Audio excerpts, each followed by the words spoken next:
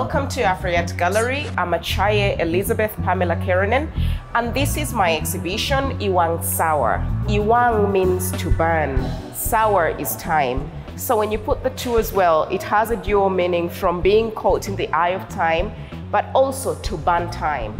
Now, time is a very crucial element to this exhibition because every single piece that made it into this exhibition has been produced over the period of at least 1 year.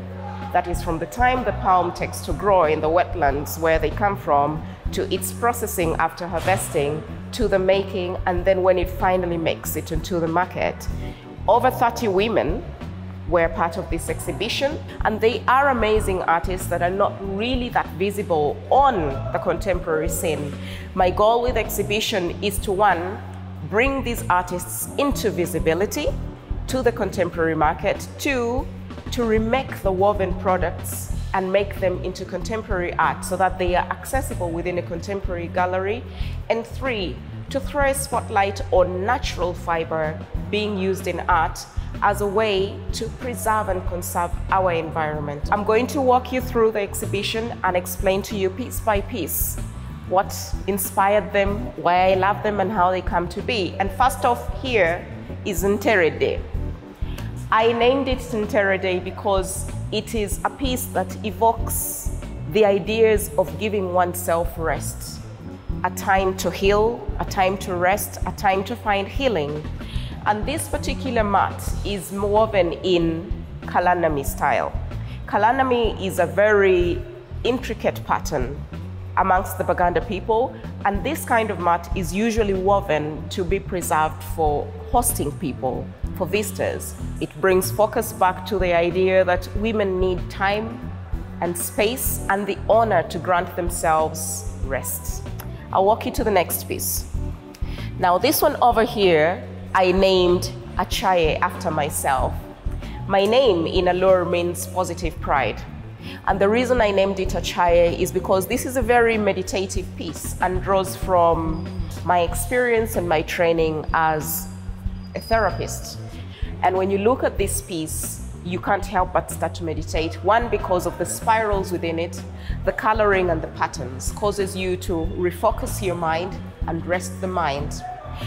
Over here is Bamutenda.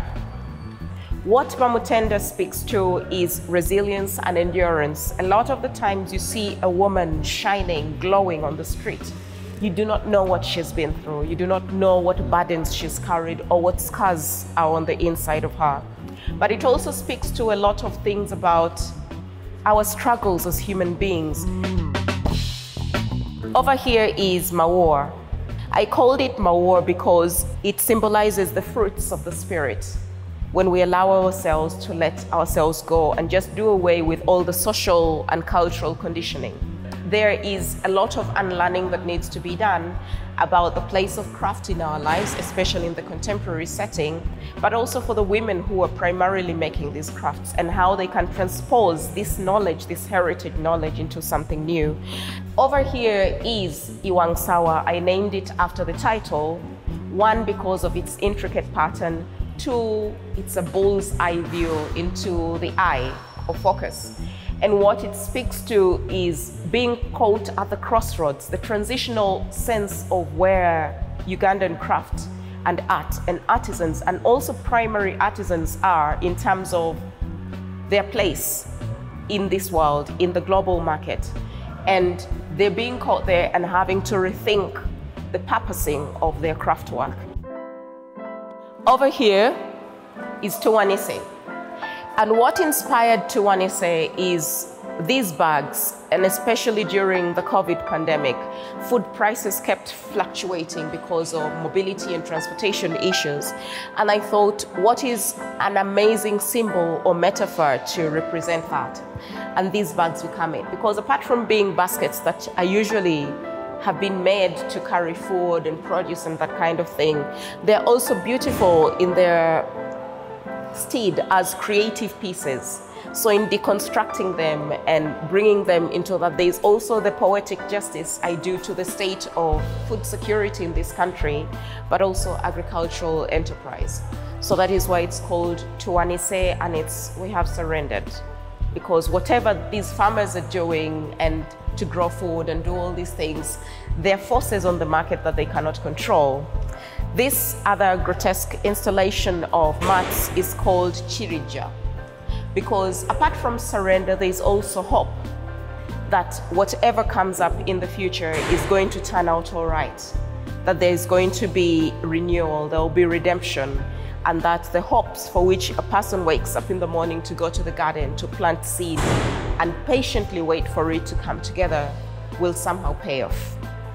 This installation is one of the closest to my heart.